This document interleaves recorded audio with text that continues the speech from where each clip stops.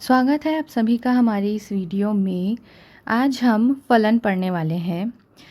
पिछली वीडियो में हमने संबंध के बारे में पढ़ा, संबंध कितने प्रकार के होते हैं और उसके कुछ उदाहरण देखे। आज इस वीडियो में हम फलन के बारे में पढ़ेंगे। मैंने यहाँ फलन की परिभाषा लिख रखी है जो कक्षा 12वीं में दी गई है। इसके अनुसार x व y दो अरिक्त समुच्चय हैं, मतलब x और y दो ऐसे समुच्चय हैं जो अरिक्त हैं। इनके अंतर्गत कोई न कोई अवयव अवश्य होगा। इन दो अरिक्त समुच्चय में एक ऐसा नियम जिसके द्वारा x का कोई अवयव, x बिलोंग्स टू x लिखा है यहाँ, x किस में है, इस x समुच्चय में है, और y किस में है, यहाँ y जो है इस y समुच्चय में है। तो यहाँ लिखा हुआ है कि एक ऐसा नियम जिसके द्वारा ये x जो x का अवयव है तथा ये y जो इस समुच्चय y का अवयव से संबंधित होता है, क्या कहलाता है? x से y पर फलन कहलाता है। इस परिभाषा को हम उदाहरण द्वारा और भी सरलता से समझने का प्रयास करेंगे।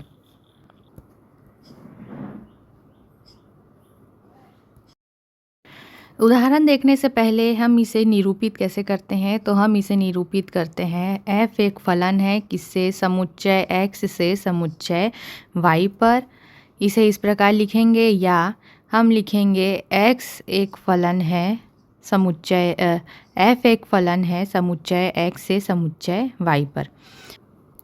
अगर x जो है इस समुच्चय x का कोई अवयव है तथा y जो है इस समुच्चय y का कोई अवयव है तथा x जो है किससे संबंधित है? इस y से संबंधित है, तब हम इसे फलन के रूप में जब लिखेंगे तब हम लिखेंगे y बराबर fx। अब हम लिखेंगे इसे y बराबर fx तथा y को हम क्या कहते हैं? y को हम x का क्या कहते हैं? प्रतिबिंब कहते हैं। और यह प्रतिबिंब कैसा होगा? यह प्रतिबिंब पूर्ण प्रतिबिंब कहलाता है।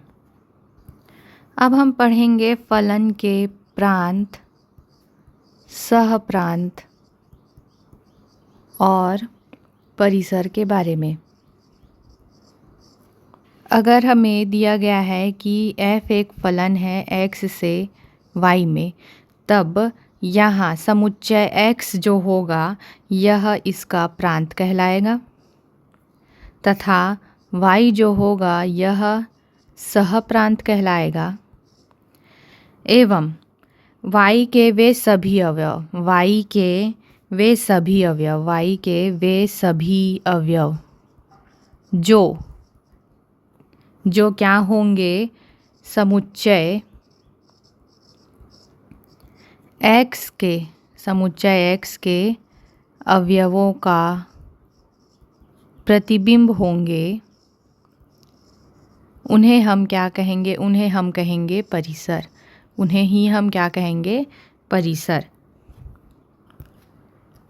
हम इसे डायग्राम से समझने का प्रयास करेंगे।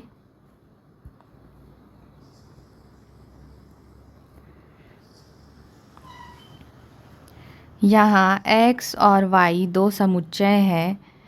यहाँ 1 2 3 4, x में 4 अवयव हैं तथा वैसे ही हम y में अवयव लेते हैं। अब हम देखते हैं कि x का एक अवयव y के एक अवयव से संबंधित हो सकता है, या x में एक या एक से ज़्यादा अवयव y के किसी एक अवयव से संबंधित हो सकते हैं। लेकिन यहाँ ऐसा कभी भी नहीं होगा कि एक अवयव x का एक अवयव y के किसी दो अवयव से संबंधित हो। ऐसा बिल्कुल भी नहीं होगा कि x का एक अवयव y के दो अवयवों से संबंधित हो। यहाँ x के एक या एक से अधिक अवयव y के किसी एक अवयव से ही संबंधित होंगे। अब यहाँ x के जितने भी अवयव y से संबंधित होंगे, x के जितने भी अवयव ये x के जितने भी क्या है, यह सभी क्या है, अवयव है। x के जितने भी अवयव ये सभी क्या है, y के अवयव हैं, इनसे संबंधित होंगे तथा इन x के अवयवों का प्रतिबिंब कहाँ स्थित होगा, y में स्थित होगा। x के अवयवों का प्रतिबिंब कहाँ स्थित होगा, y में स्थित होगा। इसे ही हम f(x) से दर्शाएंगे। x के सभी अवयव जो y के किसी अद्वितीय अवयव से संबंधित है तथा यही अवयव कहाँ, y में क्या कहलाएंगे, x का प्रतिबिंब कहलाएंगे। और इसे ही हम क्या कहते हैं, इसे ही हम कहते हैं परिसर। इसे ही हम कहेंगे परिसर।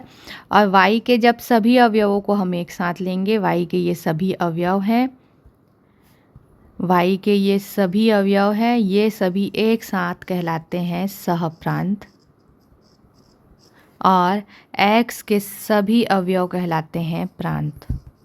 और x के जितने भी अवयव y के जिन अवयवों से संबंधित होंगे तो y के अंतर्गत ये सभी अवयव क्या कहलाएंगे, x का प्रतिबिंब कहलाएंगे, जिसे हम f(x) से दर्शाएंगे। तो y बराबर क्या लिखाएगा, यहाँ f(x) लिखाएगा। और इसे ही हम कहेंगे, क्या कहेंगे, परिसर। अब हम एक साधारण से उदाहरण से इन सभी परिभाषाओं को समझने का प्रयास करेंगे। यहाँ लिखा हुआ है, माना A एक कोई समुच्चय है जिसके अंतर्गत 1, 2, 3, 4 अवयव आते हैं तथा B जो है दूसरा समुच्चय है जिसके अंतर्गत 1, 4, 9 और 16 और 25 ये अवयव आते हैं। अब हम नियम लगाएंगे। यहाँ जो नियम दिया गया है कि x का प्रतिबिंब किस प्रकार होगा, x का वर्ग। यहाँ x का प्रतिबिंब किस प्रकार होगा, x का वर्ग। इसे समझने का सरल तरीका मैं आपको बता देती हूँ कि अगर जब भी क्या दिया हुआ है, f(x) दिया हुआ है और उसके सामने कोई भी नियम दिया गया है x का वर्ग, यहाँ जो भी नियम दिया गया होगा वह इसी रूप में दिया गया होगा, x का फलन। यहाँ f जो है वह x का फलन है या x का प्रतिबिंब है और किस प्रकार है, x के वर्ग के रूप में। अब ये x का वर्ग किसके बराबर होगा, x का वर्ग y के बराबर होगा, क्योंकि हमने पढ़ रखा है y बराबर क्या होता है, f(x). और f(x) यहाँ पर क्या दिया गया है, x का वर्ग। तो यहाँ y के अंतर्गत जो अवयव होंगे, y के अंतर्गत जितने भी अवयव होंगे वह x के वर्ग के रूप में ही होंगे।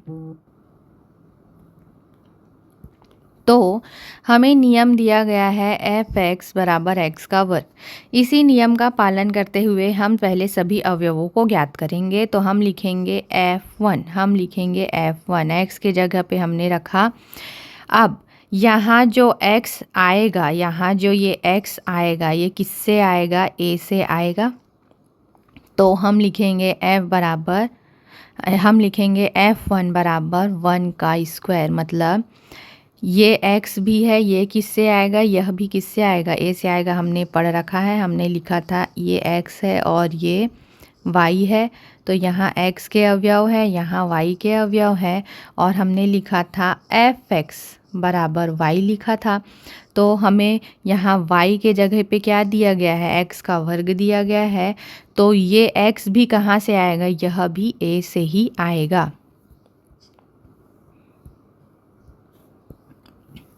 तो हम बारी बारी से रखते जाते हैं f(2).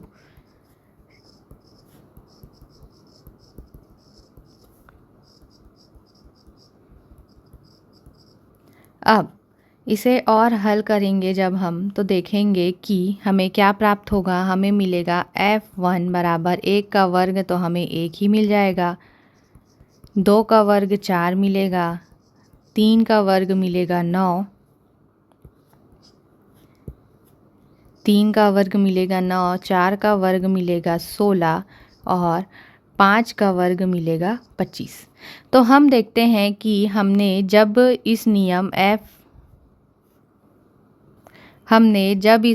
f(x) बराबर x का वर्ग तथा यह x आ रहा था समुच्चय A से, तब हमें जो अवयव प्राप्त हुए, हमें जो x का वर्ग प्राप्त हुआ वह कहाँ आ रहा है, अब समुच्चय B में आ रहा है।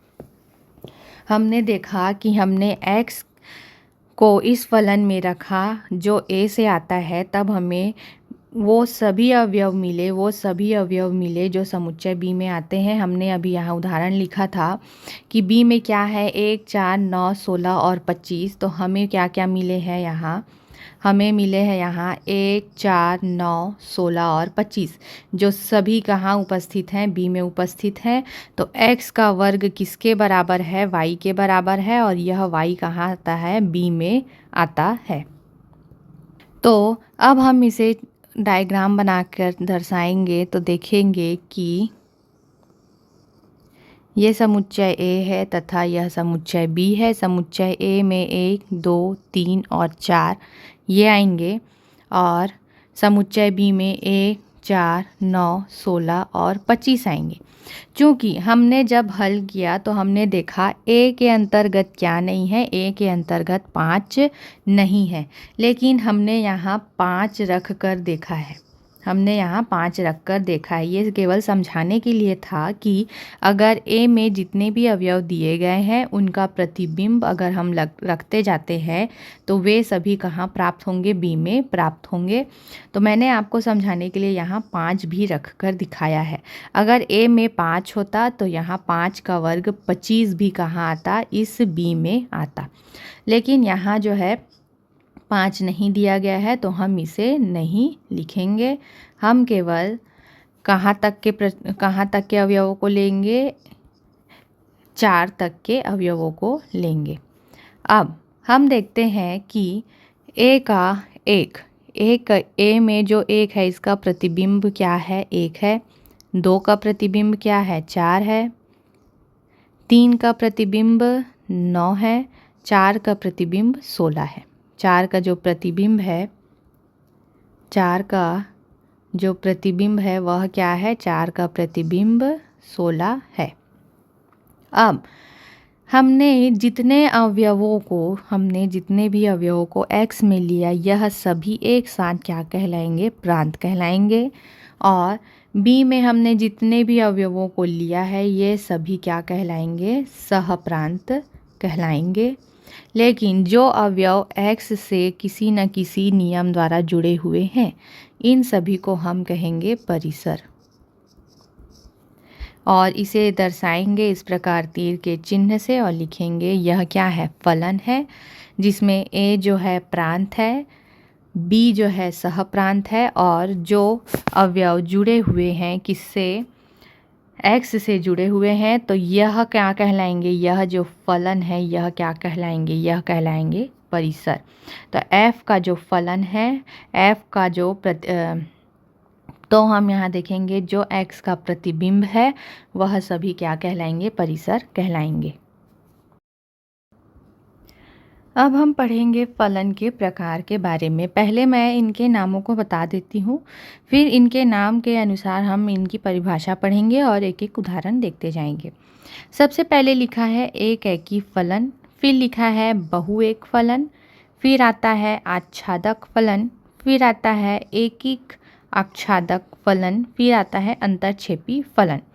हम सबसे पहले पढ़ेंगे एक एकी फलन। तो पहला है एक एकी फलन। एक एकी फलन में क्या होगा कि x के भिन्न भिन्न अवयव, x के क्या होंगे, भिन्न भिन्न अवयव, x के भिन्न भिन्न अवयव y में भिन्न भिन्न x के भिन्न भिन्न अवयव y में भिन्न भिन्न अवयव से क्या होंगे, संबंधित होंगे। और हम इसे ऐसा भी कह सकते हैं कि x के जितने भी अवयव हैं सभी अलग अलग अवयवों का y में क्या होगा, अलग अलग क्या होगा, प्रतिबिंब होगा। ये परिभाषा आपकी किताब में दी गई है, तो आप इसे और भी आसानी से देखकर लिख सकते हैं और समझ सकते हैं। मैं इसे उदाहरण से समझाना चाहती हूँ। अब मैंने कहा कि x में ये x है और ये जो है y है। परिभाषा के अनुसार ही हम चलते हैं कि मान लेते हैं x में 3 अवयव है, 1, 2 और 3, और y में 3 अवयव है, 2, 4 और 6।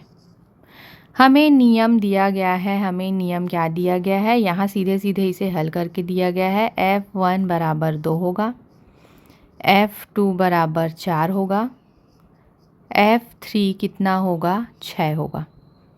अब हमें ये नियम दिए गए हैं जिसमें लिखा हुआ है कि f1 बराबर 2, f2 बराबर 4 और f3 बराबर 6 होगा। तो हम देखते हैं जब हमने x से 1, 2, 3 के मान रखे तो हमारे पास जो प्रतिबिंब आए ये सभी कहाँ है, ये सभी y में है। पहला काम तो यही चेक करना है कि x के अवयवों को रखने के बाद जो अवयव मिल रहे हैं क्या वह दूसरे समुच्चय y में स्थित है। तो हम क्या है, हाँ, कि y में ये सभी प्रतिबिंब उपस्थित हैं। अब हम x के अंतर्गत लिखते हैं 1, 2 और 3, y में लिखते हैं 2, 4 और 6। हम देखते हैं 1 केवल 2 से जुड़ा हुआ है, 2 4 से जुड़ा हुआ है और 3 6 से जुड़ा हुआ है। इसके अलावा ना x में कोई अवयव बाकी है और ना ही y में कोई भी अवयव बाकी है। x और y में यहाँ कोई भी अवयव बाकी नहीं है। तो x का अलग अलग अवयव y के अलग अलग अवयवों से क्या है, संबंधित है। मतलब यहाँ 1 जो है 2 से संबंधित है और 2 जो है 4 से संबंधित है। यहाँ बिल्कुल भी ऐसा नहीं लिखा है कि 1 2 से संबंधित है और 2 भी 2 से संबंधित है। अगर यहाँ ऐसा लिखा होता कि 1 2 से संबंधित है और 2 भी किससे संबंधित है, 2 से संबंधित है, तब यह एकेकी फलन नहीं होता। लेकिन यहाँ लिखा हुआ है कि 1 जो है 2 से संबंधित है, 2 4 से संबंधित है और 3 6 से संबंधित है।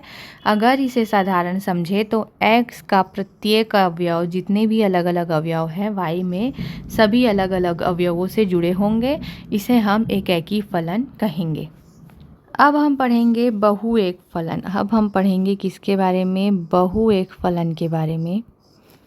तो यहाँ x में जो अवयव होंगे वहाँ x में एक से अधिक अवयव, y में केवल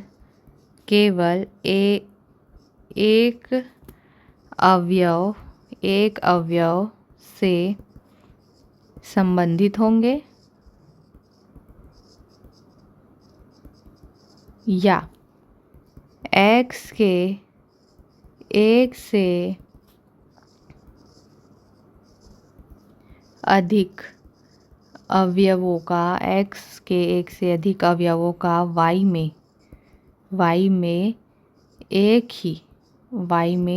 ही प्रतिबिंब होगा।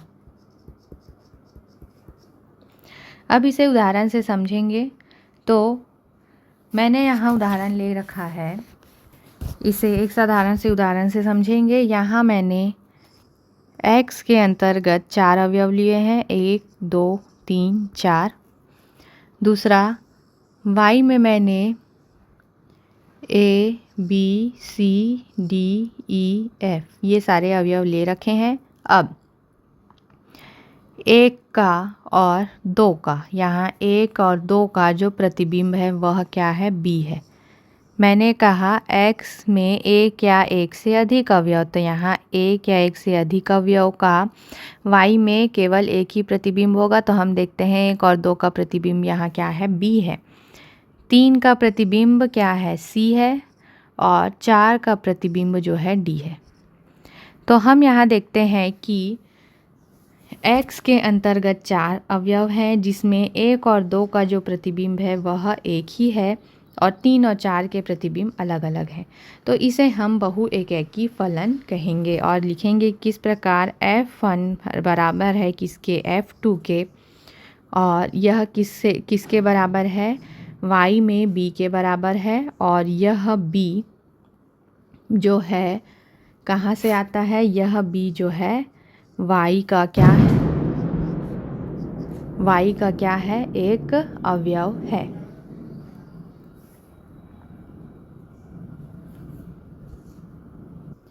अब इसी से ही मैं तीसरा समझा देती हूँ। क्या लिखा है, आच्छादक फलन। आच्छादक फलन, आच्छादक फलन का साधारण सा अर्थ है कि x के जितने भी अवयव होंगे, x में जितने भी अवयव होंगे उन सभी का y में प्रतिबिंब होगा और y के जितने भी अवयव होंगे वह x के किसी न किसी अवयव के क्या होंगे, प्रतिबिंब होंगे। कहने का अर्थ यह है कि x के सभी अवयव का y में प्रतिबिंब होगा। x का कोई भी अवयव यहाँ खाली नहीं होगा। जैसे मान लेते हैं यहाँ 5 है तो 5 अगर यहाँ बचा हुआ है, 5 का y में कोई भी प्रतिबिंब नहीं है तो यह आच्छादक फलन नहीं होगा। लेकिन अगर x में 4 अवयव है तो ये चारों अवयव के y में क्या होंगे, प्रतिबिंब होंगे। और y में भी d के बाद e f ऐसा कोई भी यहाँ अवयव बचा हुआ नहीं होगा। y में भी जितने अवयव होंगे सभी x से क्या होंगे, संबंधित होंगे। तो हम इसे क्या कहते हैं, आच्छादक फलन कहते हैं।